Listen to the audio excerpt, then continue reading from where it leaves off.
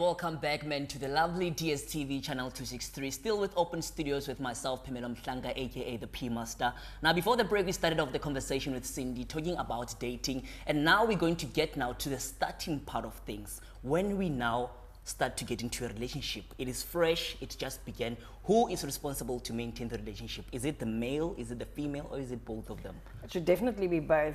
It's only fair, but you will find that there's always a dominant person in the relationship.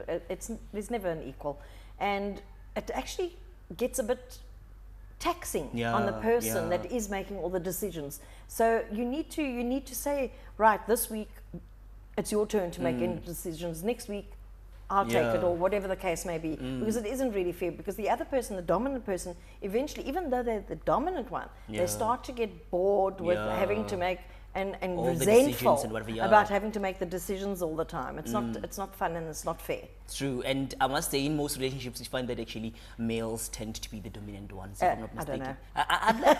I think so, because in most cases you find that like a female expects a male to do certain things They for expect her. that. Yeah, and they don't see themselves obligated to also be doing the same things. But I must say, in recent days, it is changing. It is changing. I'll disagree. Not even in my day, I was the dominant one. Yeah. I was always the dominant one. I can imagine. Surprise. And I always found myself making the decisions in that, even when I was married, in the household, as far as my children were concerned, everything. And it does become a bit tense and a bit hectic to be making the decisions all the time. So you need to even it out, and both of you need to take responsibility for it. All right, now Cindy, I would like you to tell us, like, is there a Mr. Right? Is there a Mr. Right and Miss Right? And if so, how do you determine who is the right person? It's really not easy to determine which is this right, Mrs. Right or Mr. Right. You have to actually date that person. Yeah. There's no way of knowing.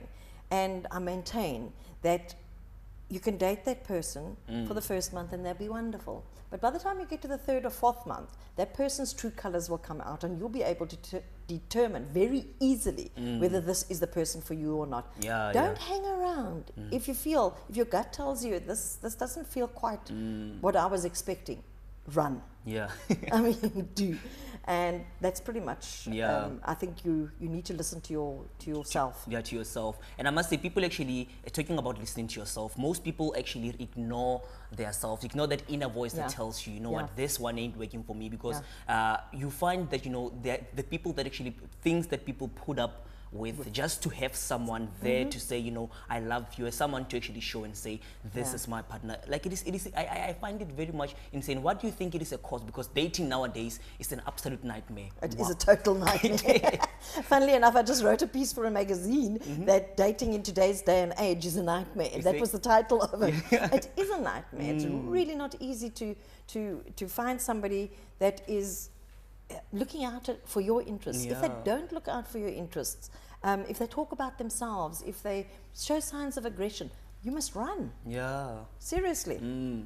There's no other way, man, because what other reason actually would you be standing there for? Now, let's get to now finding the right person. We find that with social media, you know, with technologies, people on these recent days, they do not actually focus on you know, finding people face to face. They go on social media, they go on Facebook, as you're saying. That is online dating. Online dating, and I don't know, does online dating actually work for people? Because it has turned out. I've seen things online. People actually go online and they actually go and seek for sex online, which is something that is not very much safe. No, definitely not. Wow, how the impact of online dating?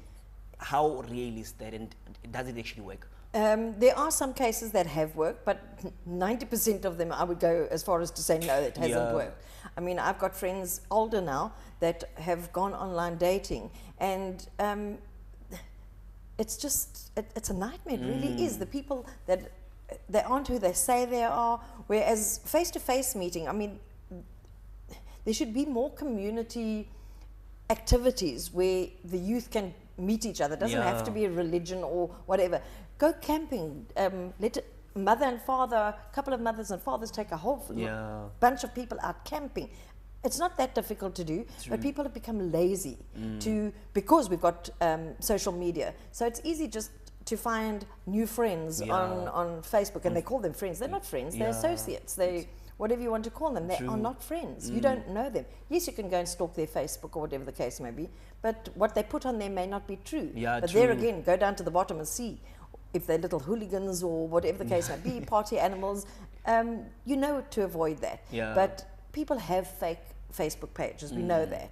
And there is no easy way to stop that. You have to actually meet that person face to face, find out who they are, get a bit of their background, their history, their family, and do that as soon as you possibly can. Find out who their family is, their friends, and you can see, oh no, those are little hooligans. Oh, really? That's a nice family. They go out together as families. They do stuff. They go visit neighbors, whatever the case may be, and you can judge in that way. But online is frightening. It is, it really is. Now, right now we're going to be going to an ad break, right? When we come back, we're going to be talking about her interesting book called The Deadly Seduce, and another book that is right here, which speaks about, you know, HIV and STDs, some of the things, some of the negative impacts that come with actually dating and finding pleasure on social media whatsoever. Stay right there, DSTV, channel 263.